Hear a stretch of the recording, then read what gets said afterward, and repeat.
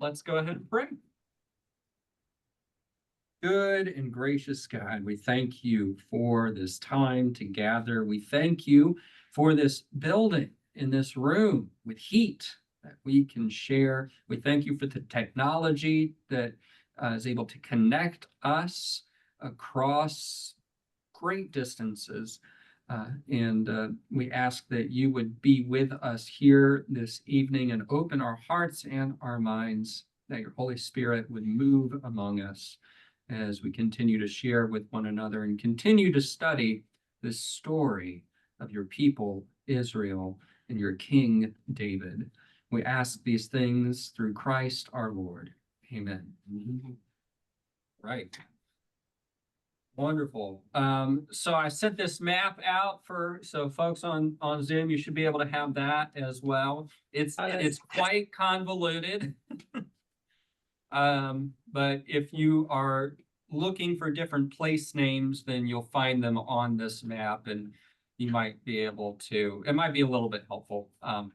So last we left, we had Saul had massacred all of the priests of Nob, and Abiathar, the son of Ahimelech, had come to David. He was the lone escapee from that massacre, the last of the lineage of Eli. So now, and now we have David is hiding out in the forest of Hereth, right? And so we're going to see what happens with David. So chapter 23 is where we are. And would somebody read for us? We're going to do verses 1 through 14 to start. Who would like to read for us? I'll go ahead and read, Chris. Thank you, Norma. Can you hear me? Yes. Okay. Excuse me. Now they told David, the Philistines are fighting against Keilah and are robbing the threshing floors. David inquired of the Lord, shall I go and attack these Philistines? The Lord said to David, go and attack the Philistines, save Keilah. But David's men said to him, look, we are afraid here in Judah. How much more then if we go to Keilah against the armies of the Philistines, pardon me. Then David inquired of the Lord again. The Lord answered him, yes, go down to Keilah, for I will give the Philistines into your hand. So David and his men went to Keilah, fought with the Philistines, brought away their livestock, and dealt them a heavy defeat. Thus David rescued the inhabitants of Keilah. When Abiathar, son of Ahimelech, fled to David at Keilah, he came down with an ephod in his hand. Now it was told Saul that David had come to Keilah, and Saul said, God has given him into my hand, for he has shut himself in by entering a town that has gates and bars. Saul summoned all the people to war to go down to Keilah to besiege David and his men. When David learned that Saul was plotting evil against him, he said to the priest Abiathar, bring the ephod here. David said, O Lord, the God of Israel, your servant has heard that Saul seeks to come to Keilah to destroy the city on my account. And now, will Saul come down as your servant has heard? O Lord, the God of Israel, I beseech you, tell your servant. The Lord said, he will come down. Then David said, will the men of Keilah surrender me and my men into the hand of Saul? The Lord said, they will surrender you. Then David and his men, who were about 600, set out and left Keilah. They wandered wherever they could go. When Saul was told that David had escaped from Keilah, he gave up the expedition. David remained in the strongholds in the wilderness, in the hill country of the wilderness of Ziph. Saul sought him every day, but the Lord did not give him into his hand. Thank you, Norma. Mhm. All right. Um. Thoughts on this first section of the chapter here? Trying to find Kayla on the map here. It's almost right in the middle. Right next to where it says the Forest of Harith. Oh, I see it, yeah, okay. Yeah.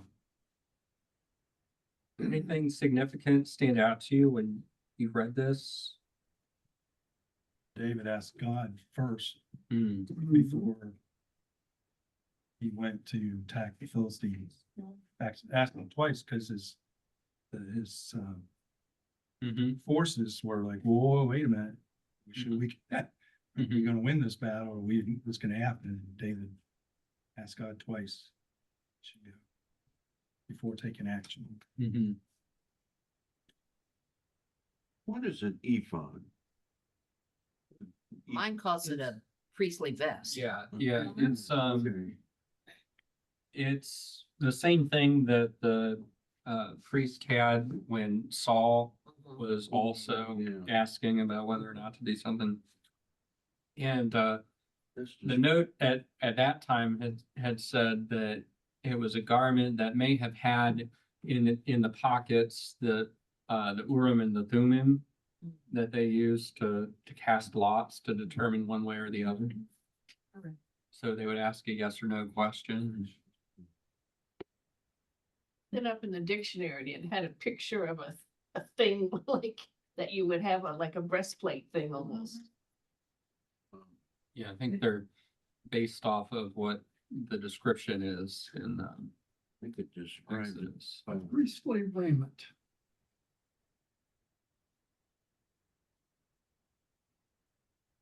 I think it's kind of interesting. He saved Kalia and then they're in a tournament Mhm. over.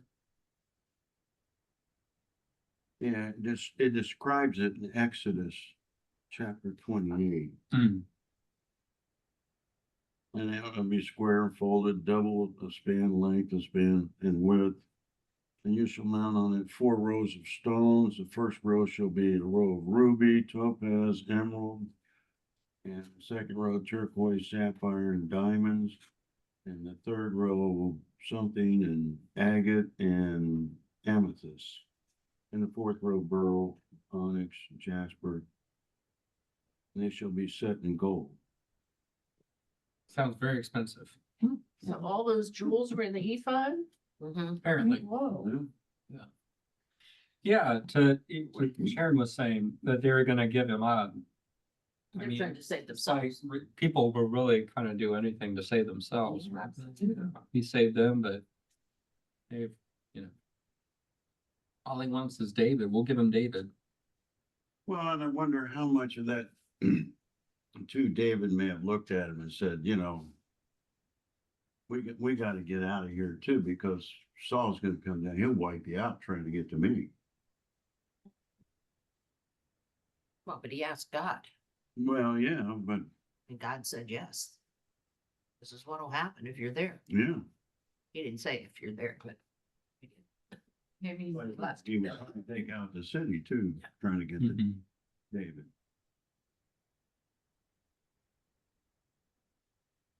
So did Abiathar have that ephod when he first went there, or did he find that?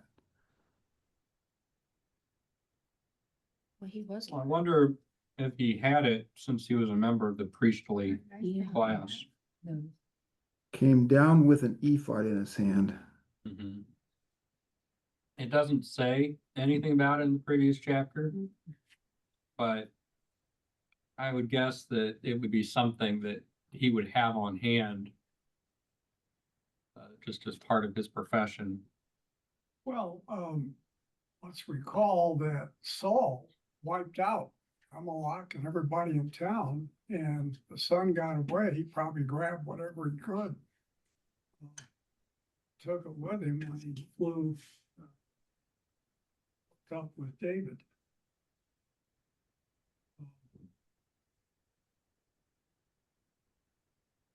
I guess it's a handy thing to have. Well, my notes make a distinction between just an ephod that was a sleeveless linen vest worn by priests. And the high priest ephod was brightly colored and had the breastplate and the 12 gemstones representing each tribe.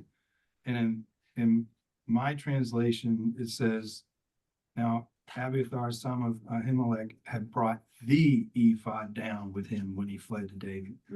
So I wonder if he brought the high priest, had gotten it when the high priest was killed. Well, he was the only one left. He was the only one left, so I wonder if he's grabbed the high priest because it had significance to to the Jewish folks. I don't know. Might be reading too much into my interpretation, my Bible's interpretation of the word. It's interesting too, those precious stones in that vest or breastplate, whatever, parallel to the foundations of New Jerusalem in Revelation. The layers of precious stone. I think it's significant that David even goes to Keilah at all, because he's clearly risking his life by doing that, going and helping. And he's the one that goes and saves Keilah from the Philistines, not Saul. So he's behaving more like a king than Saul is, putting his own life at risk in order to save the inhabitants. Saul's chasing him around, he's still serving the people. I think if you read both these chapters, I found it interesting, the number of people who still took Saul's side. I mean, even though, all the things he did and all the bad things he did, there's still a whole lot of people that are, giving Saul the information. Whether that's they're scared of him or for whatever reason, there still seems to be a lot of people that are giving David up. He is the king. I suppose they felt like they had to because of that.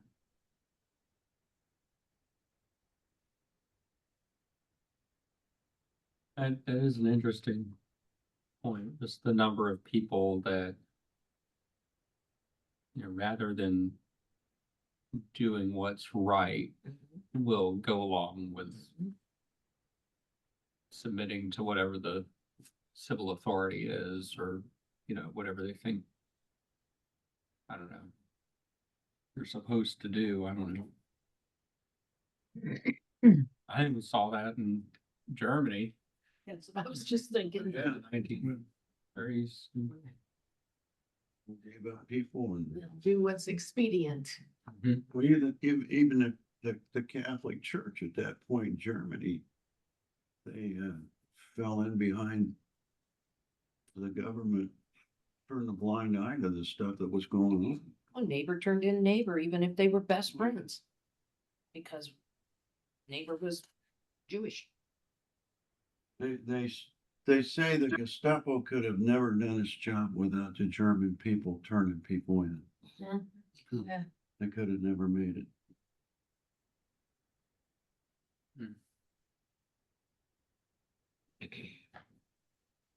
I think one other important thing to point out is in verse 7, Saul says, God has given him into my hand. But then at the end there in verse 14, Saul sought him every day, but the Lord did not give him into his hand. So, what is Saul thinking? Now, would that be an incident of using the name of God in vain?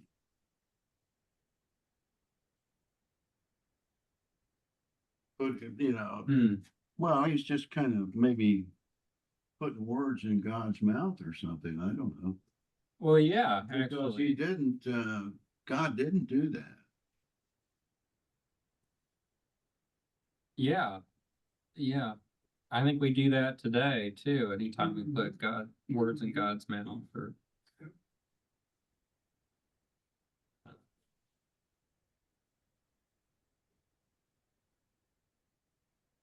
I hear people say when somebody would say, is that a true statement or whatever? And they'll say, swear to God. And I think, you know, that's not cool. It's not right. It's to me so amazing how they communicate with God. That is, just tremendous. Very openly. Yeah, you just can't even fathom that in our time, but. I think we ought to get Chris one of those ephods. I don't know if that would help. Oh, you mean the one that's like gold with all stuff? I'll take it. I'll take it. I don't know where it went. We have to see Roslyn Capital. Oh. Well, let's keep reading verses 15 to 29 there, the rest of the chapter.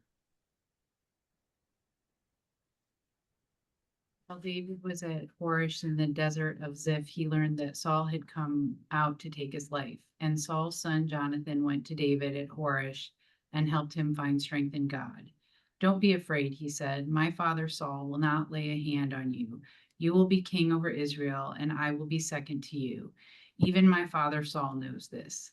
The two of them made a covenant before the Lord. Then Jonathan went home, but David remained at Horish. The Zephites went up to Saul at Gibeah and said, is not David hiding among us in the strongholds at Horish on the hill of Hikalea, south of Jessamon?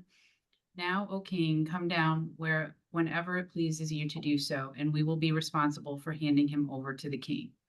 Saul replied, the Lord bless you for your concern for me. Go and make further preparation. Find out where David usually goes and who has seen him there.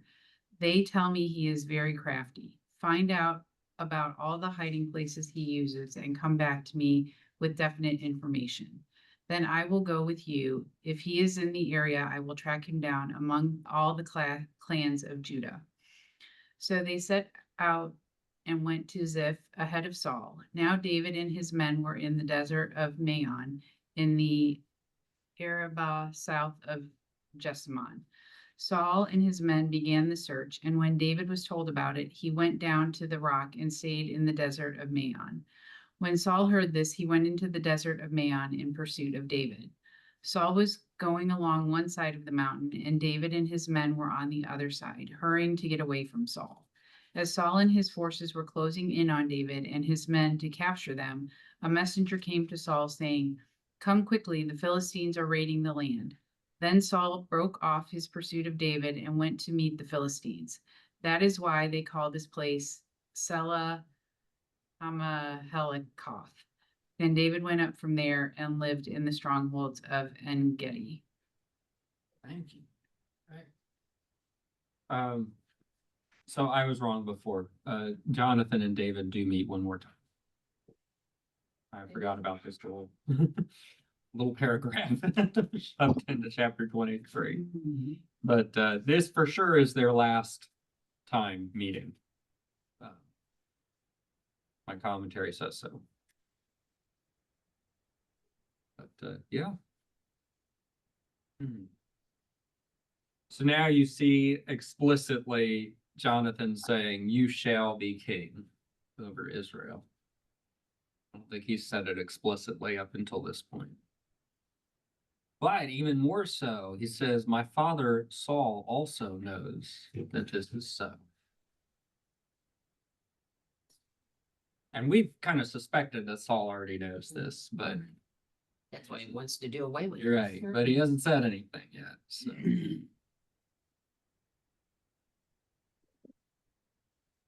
Saul's kind of like Satan. His head's been cut off. He's just the snake hasn't died yet. He's just reaching for straw, yeah.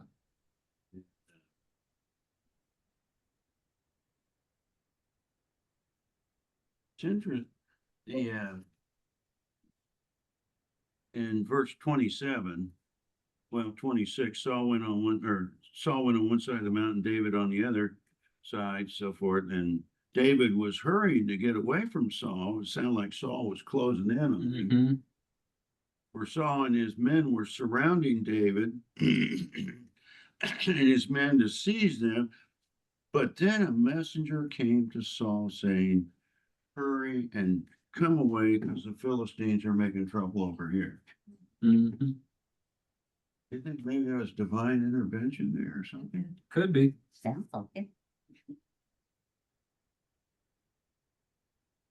What it seems like, doesn't it? But also the fact that it doesn't seem like Saul's really been paying much attention to the Philistines this whole time. His whole focus is on David. So the fact that Saul actually stopped pursuing David to go deal with the Philistines seems a little odd. Yeah. When I So was- maybe that was divine intervention as well. When I was reading this morning, and one's going around one side of the mountain, the other one around the other side, I could see a cartoon. Yeah. It was a common. But yeah, Saul seems, he's so obsessed with capturing David that he seems to have let the rest of the kingdom go. And, you know, you'd think he would have kept an eye on whether the Philistines were coming to attack or not. Because it seems like that's all they do is watch out for the Philistines Mhm, in Samuel, right? mhm. And, you know, so you think he would, you know, leave some troops there or something to pay attention to what's going on and guard the country, but he's so obsessed with killing David that he lets go of his other responsibilities.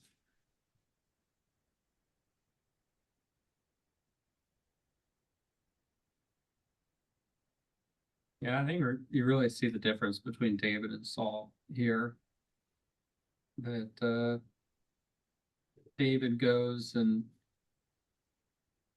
takes care of the Philistines and Keilah at the beginning of the chapter, and at the end, Saul's so focused on David that he doesn't even notice the Philistines are causing problems again.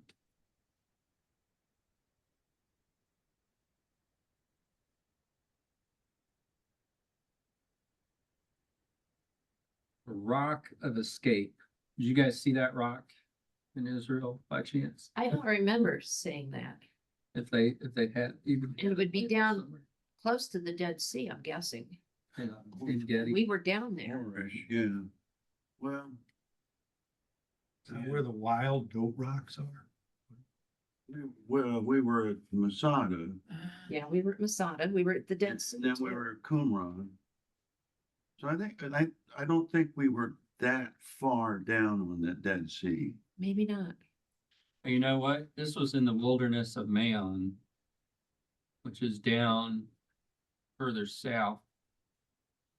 Oh, yeah. So it must be a different rock than the wild goats rock. Apparently.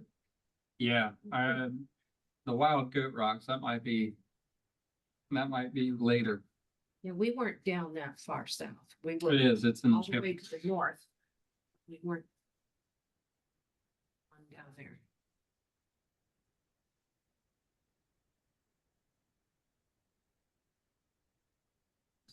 See if there's anything else in this chapter.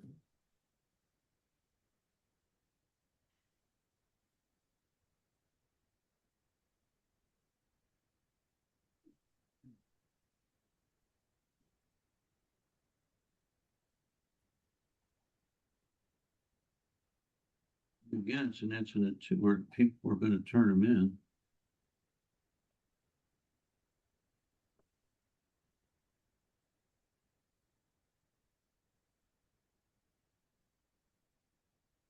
In verse 20.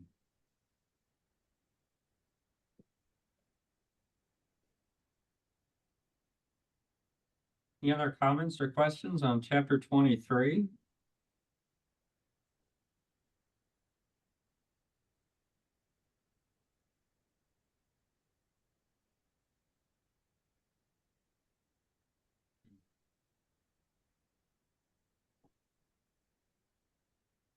Well, let's go to the interesting chapter. Chapter 24.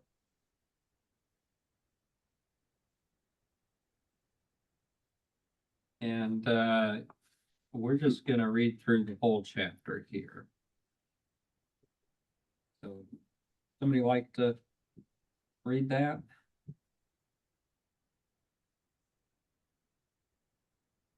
Saul returned from following the Philistines, he was told, behold, David is in the wilderness in Gedi. Then Saul took 3,000 chosen men out of all Israel and went to seek David and his men in front of the wild goats rocks. And he came to the sheepfolds by the way, and there was a cave. Saul went in to relieve himself. Now David and his men were sitting in the innermost parts of the cave. And the men of David said to him, here is the day of which the Lord said to you, behold, I will give your enemy into your hand, and you shall do to him as it shall seem good to you. Then David arose and stealthily cut off the skirt of Saul's robe. And afterward, David's heart smote him because he had cut off Saul's skirt. He said to his men, the Lord forbid that I should do this thing to my Lord, the Lord's anointed, to put forth my hand against him, seeing he is the Lord's anointed. So David persuaded his men with these words and did not permit them to attack Saul. And Saul rose up and left the cave and went upon his way. Afterward, David also arose and went out of the cave and called after Saul, my lord the king. And when Saul looked behind him, David bowed with his face to the earth and did obeisance. And David said to Saul, why do you listen to the words of men who say, behold, David seeks your hurt? Lo, this day your eyes have seen how the Lord gave you today into my hand in the cave, and some bade me kill you, but I spared you. I said, I will not put forth my hand against my Lord, for he is the Lord's anointed. See, my father, see the skirt of your robe in my hand, for by the fact that I've cut off the skirt of your robe, and did not kill you, you may know and see that there is no wrong or treason in my hands. I have not sinned against you, though you hunt my life to take it. May the Lord judge between me and you. May the Lord avenge me upon you, but my hand shall not be against you. As the proverb of the ancients says, out of the wicked comes forth wickedness, but my hand shall not be against you. After whom the king of Israel come out? After whom do you pursue? After a dead dog, after a flea? May the Lord therefore be judge and give sentence between you and me, and see to it and plead my cause and deliver me from your hand.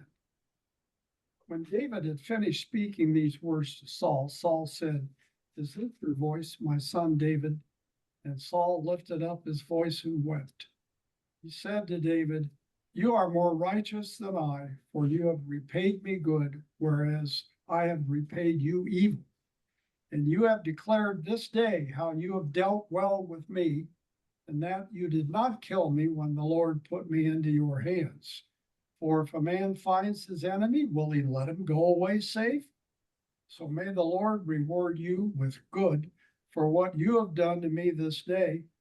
And now behold, I know that you shall surely be king, and that the kingdom of Israel shall be established in your hand.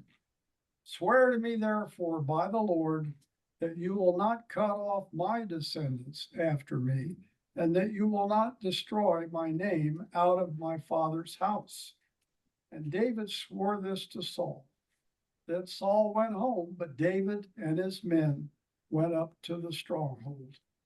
Thank you, Ed. Oh, wow. A lot of action. Mm-hmm. Apparently, Saul positioned himself in the cave in a way that David was able to stealthily slice off the skirt of his robe. I mean, Yes, there's, that's a great camera angle. well, I mean, Saul was doing his business. Kind of got caught with his pants down. Yeah. So to speak. Jeebus. Mine says Saul went in to the cave to use the restroom. So Yep. you said it's friendly. I thought not a word that existed back then. The Hebrew literally says to cover his feet, Yeah, Right. which is Yeah. a euphemism for using the restroom. And so my commentary says, yeah, you know, maybe they were just really close. David was being really silent. Mhm. Maybe this could, Saul could have gone in and then fallen asleep afterwards or something like that, or But there's different levels in a cave. I was, maybe as, I'm thinking of Raiders of the Lost Ark or something, but different levels they go in and maybe somebody was in the drop off and lower than him and could cut his robe off. Who knows? somehow or another, he managed to do it without being detected. So, Right. um, Then he showed him, aha, I could have killed you, but I didn't. If it'd been me, you would have killed me. He didn't say that, but that's more or less read between the lines. Oh yeah, perhaps it was very dark and they were very close. Perhaps Saul had laid his robe aside while relieving himself. Perhaps he fell asleep afterwards. The focus is not on the details, but the act itself is full of meaning. Because the royal robe itself is a powerful symbol of authority. Remember, Jonathan took off his robe to hand over to David. Saul had ripped Samuel's robe. And now Saul's robe has been cut. And I think that robe too, from what I looked it up to see what that was. Apparently that robe is also sacred. It's more than just something to wear. So when you cut something off from it, I think there's some kind of a symbolism there as to what It was what that definitely means. symbolic. Yeah. Yeah. The word for cut off is used 4 times in this chapter. Mhm. Yeah, so it has to take on that kind of a meaning, but you don't touch anything that is sacred in that way.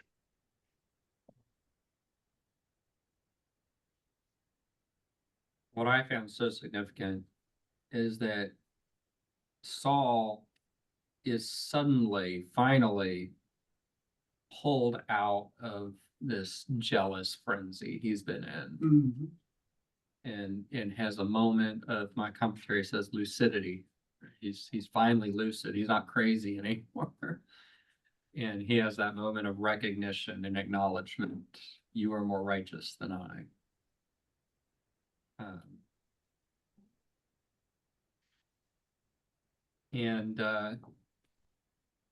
It actually reminded me of the verse from Romans where, Chapter 12. where, Paul says, repay evil with good. What is exactly, he says, do not repay anyone evil for evil, but take thought for what is noble in the sight of all. Love, never avenge yourselves. Don't leave room for vengeance, for the wrath of God. If your enemies are hungry, feed them. If they're thirsty, give them something to drink. For by doing this, you will heap burning coals on their heads. Do not be overcome by evil, but overcome evil with good. It seemed like Saul got a heap of burning coals on his head. Verse 17.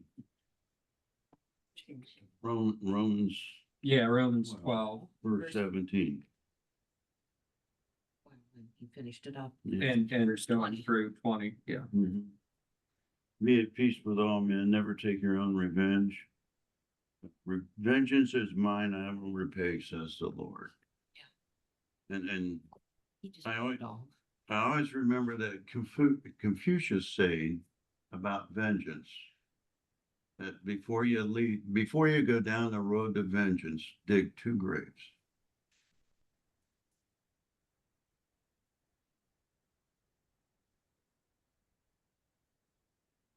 And I think David was, my commentary talks about the inner struggle that David must have had. That he was tempted to do it. Afterward, says in verse 5, afterward David was stricken to the heart because he had cut off a corner of Saul's cloak. And he said, the Lord forbid I should do this thing to my Lord, the Lord's anointed, to raise my hand against him. So it seemed like he considered it. He was thinking about it. I mean, it was certainly tempting. This was a person that was seeking his life, the cause of all his troubles, and with him gone, the path to the throne was clear. And That's kind of the human condition. Somebody's giving you the trouble all the time, and all of a sudden you see them at a point of weakness where you can pounce. And like it says, don't, and he says in 13, out of the wicked comes forth wickedness, but my hand shall not be against you.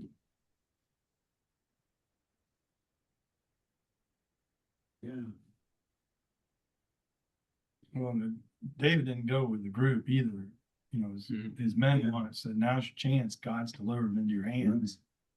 But David didn't do that. And so, because he knew it was wrong, because Saul was still king. He still, even though Saul had been pursuing him, he still saw, I can't even say it. Saul. Yeah, there you go. Thanks. As the king, right? So, and that was anointed by God as the king. And so, he didn't think it was, in his mind, it wasn't right, to kill Saul because he still respected him as king, even though Saul's doing all this bad stuff. But you think about that, if he had killed Saul, now he just assassinated the king in front of all of his, so he would be saying, well, hey, it's okay to assassinate the king if we don't like what he's doing. There's also He could have set up, a bad precedent. precedent for that, right? And I think all these people saying, now's your chance. That's kind of the voice of Satan in the back of your ear when you see something going on. And you say, boy, I'm gonna pounce now. Well, now's your chance. Go ahead and get him. It would not be the right thing. to No, do. you can't do that. It's not right. It's hard. It's tough. And it's not just about that either. It's about, anytime that sin presents itself as an opportunity, right? Now's your chance.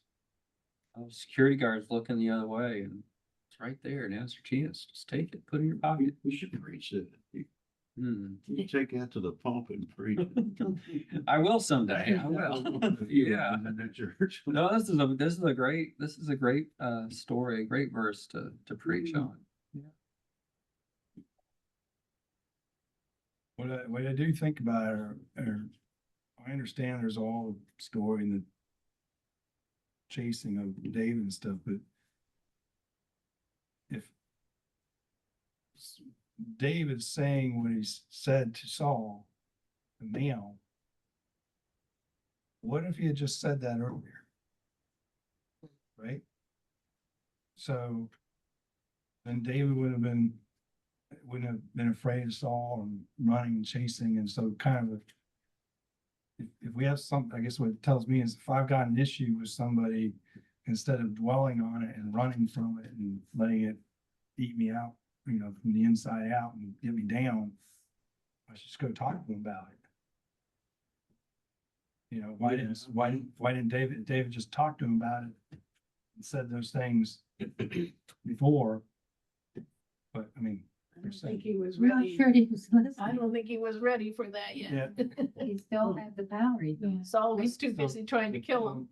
I think afraid he of. may have tried too. I think there were times when he mentioned it and he wasn't ready to listen. And so I think, because I think he asked, like, why are you doing this? And, what did I ever do to you? And maybe he didn't say it quite like this, but I think you're right. Sometimes people have to be in the right place to hear something. And maybe Saul wasn't there yet. Maybe God stepped in and opened Saul's eyes. Said, hey, Open the door. yeah, Well, I think also he had because David had the opportunity to show him mercy and had the proof, hey, I didn't kill you. I think that action, I don't, I think it was less David's words and more of his actions that opened Saul's heart. And when Saul was able to realize, oh my gosh, what have I become? What have I done? He had me dead to rights. And the other thing I looked ahead and I kind of noticed is that in chapter 26, we get mostly the same story with a few different details, but it's pretty much the same story. It even starts the same. Where again, David spares Saul's life. So we've seen several examples in First Samuel where we've had a couple of repeat stories. We talked about how that could be the editing process and all that kind of stuff. So if you take that to be kind of a repeat story, and then you keep going through the rest of the chapter, Saul doesn't, pursue David anymore. That, Saul goes and talks to Samuel, the ghost of Samuel, and then there's a battle between the Philistines, and then Saul dies. But this is kind of the end of Saul's pursuit of David, is after chapter 26.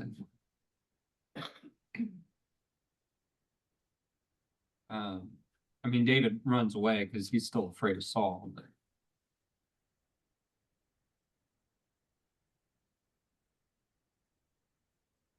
it's almost like this event changes Saul. Maybe I'm reading too much into it, but it's almost like this event changes Saul, and now he's focused on the battle with the Philistines, the great battle with Philistines.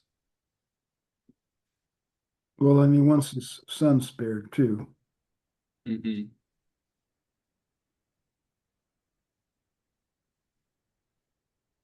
David agreed to do that. Yeah.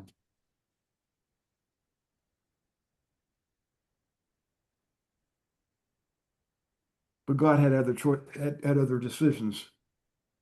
He took Jonathan with his dad.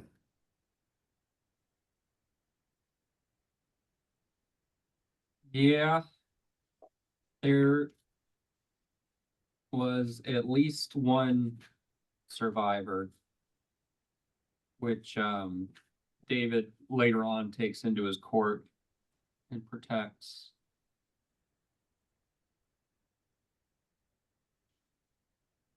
I think it's Mephibosheth, is that right? I think that's right. Yeah, and we'll read the rest of the book, but it seems to me that after chapter 26, which again, you could say is sort of a repeat of chapter 24, the rest that we hear about Saul is that he's focused on this big, giant end of book battle between the Israelites and the Philistines, and it's the battle in which he dies. So,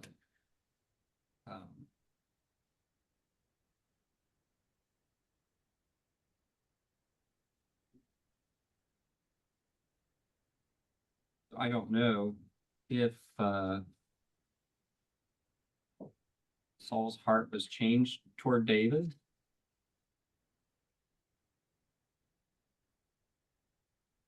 After this action.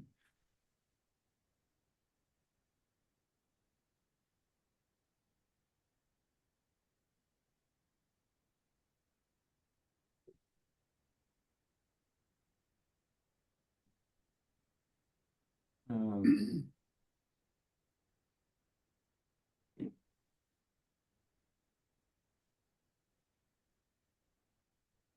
is verse 20 the first time that Saul recognizes that David's going to be king? Yes. Yes, it is. At least out loud.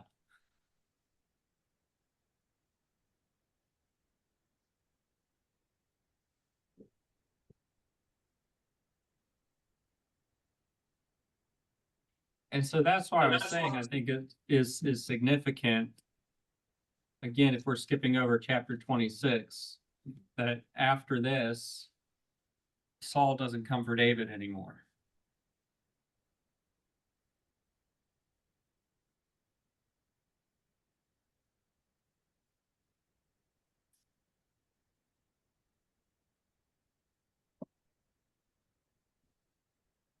It's kind of like,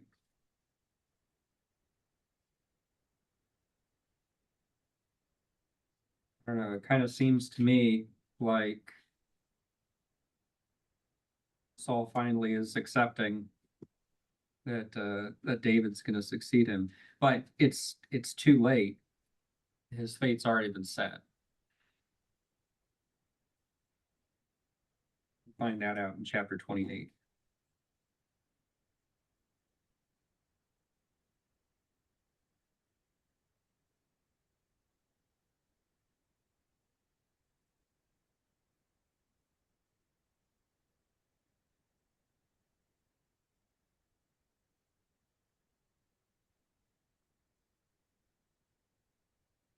Yeah. Yeah.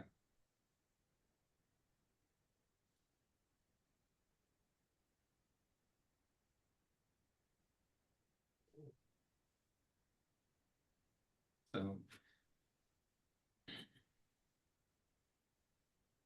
it's like we were discussing after last week that you could almost call First Samuel the tragedy of King Saul.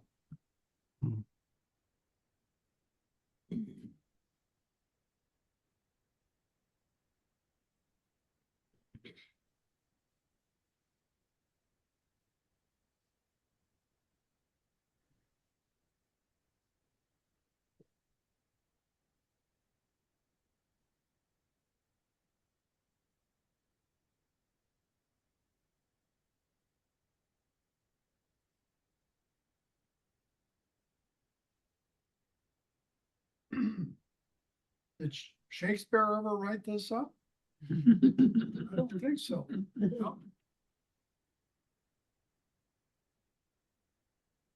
It's a good one.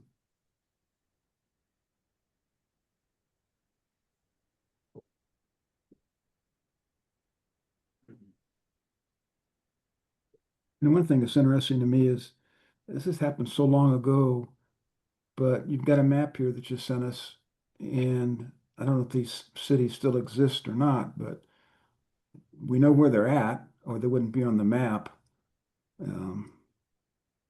Just Yeah, some of them- interesting, all that's still documented. Some of them have question marks, but yeah, I think, part of this is that some of the places have retained their names in some form over the years. The other is that we have archaeological evidence as well to kind of back this up and support it.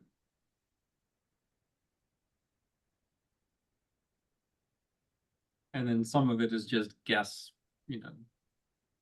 based on what the text says.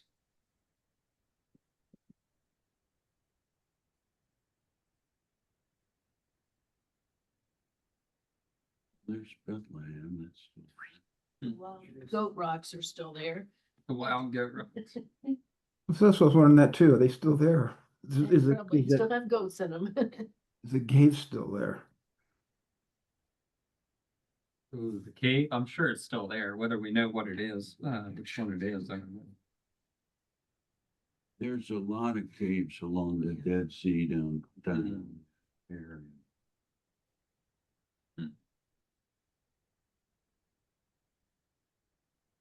Well, that's where they found all the Dead Sea saw scrolls that here in one. Veshyan. Or no, in Not Veshyan. Qumran.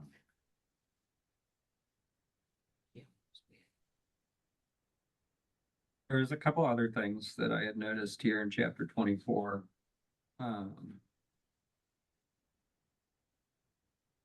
verse 7, David scolded his men severely and did not permit them to attack Saul. You know, sometimes being a leader, it involves keeping your followers in line too. And I would love to have been a fly on the wall of the cave for that conversation. Because they're probably thinking we're in danger too, because we've thrown our lot in with you and this is our chance. Probably be more appropriate to say a bat on the wall, Okay, yeah. since you're in a cave. Flee. You said flee.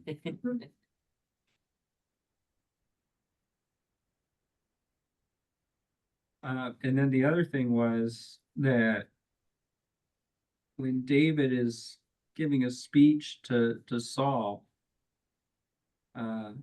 he says several times, "May the Lord judge between me and you." He invokes God's name and Ask for judgment. he knows that God is on his side. He knows that he's in the right. May he see to it and plead my cause and vindicate me against you.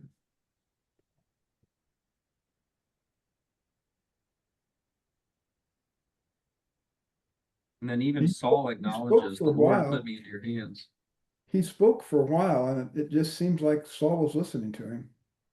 Like he didn't turn away and walk away. He seemed like he had stayed there and listened to everything he had to say.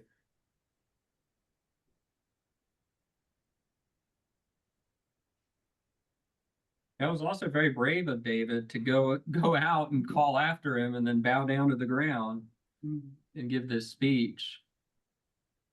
As you know, Saul's known to throw spears at him.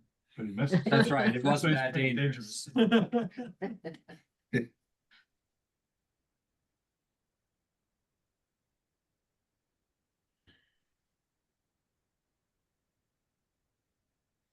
There's another story where somebody else says you are more righteous than I. We studied it a couple years ago. You guys remember? It's in Genesis.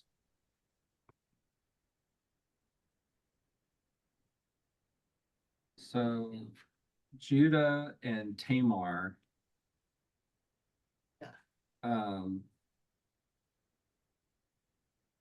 There was a time when Judah had some sons, and one of his sons had a wife named Tamar, but then his son was wicked and died, and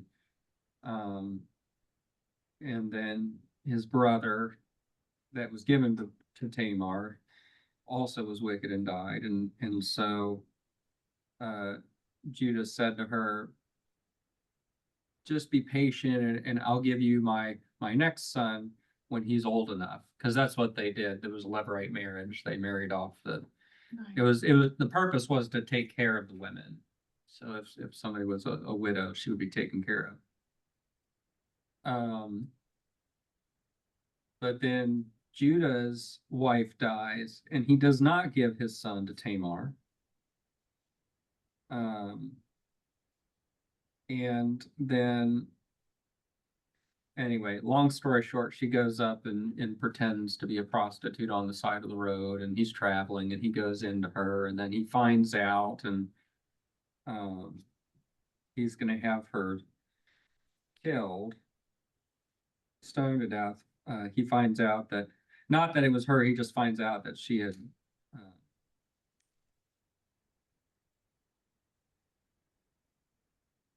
she got pregnant. She produces all these things that belong to him. And then when he brings her out to have her be burned at the stake, she produces his I think it's his signet ring, right, his stamp. And then he says, she's more righteous than I because I didn't give her to my son like I said I was going to. She had twins. So, Saul is kind of repeating the same phrase here when he says, "You are more righteous than I." Just reminded me of that story. But, in verse 9, David said to Saul, "Why do you listen to the words of men?" Hmm. Just think about today. Why do we listen to the words of some of the people that are speaking? I don't. It's ridiculous. Why do we listen to the words that some people are saying? Yeah, Yeah. In verse 9, when he says, "Why do you listen to the words of men?" Well, it's just a reminder how pernicious rumors can be, things that aren't true. Mhm. Mhm. And we can start them about individuals, and we can start them about whole groups of people too.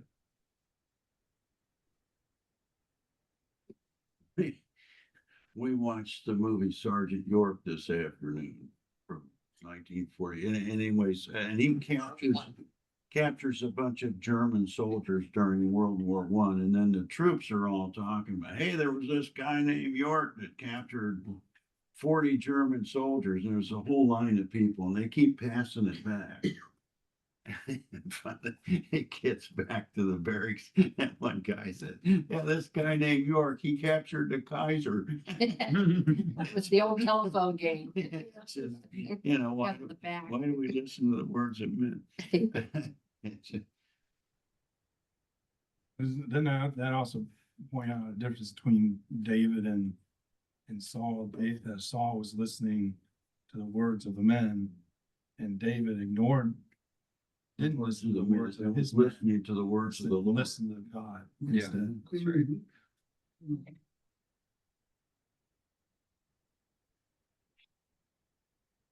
Yeah, there's a whole bunch of stuff you could take to the pulpit there.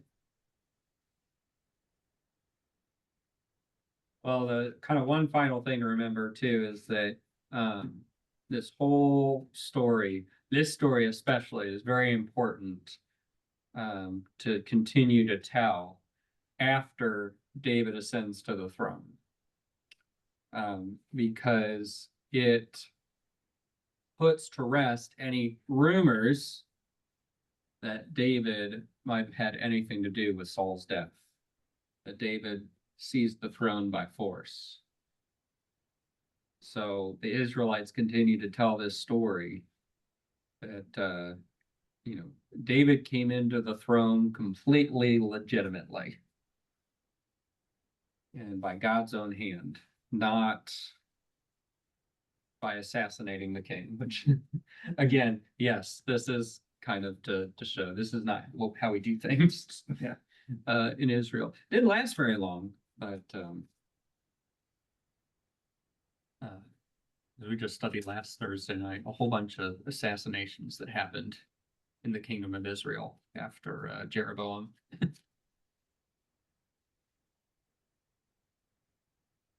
Yes, he's trying to establish a precedent. We don't raise a hand against the Lord's anointed.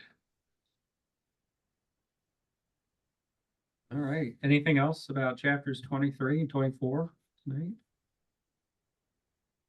Closing in on the end.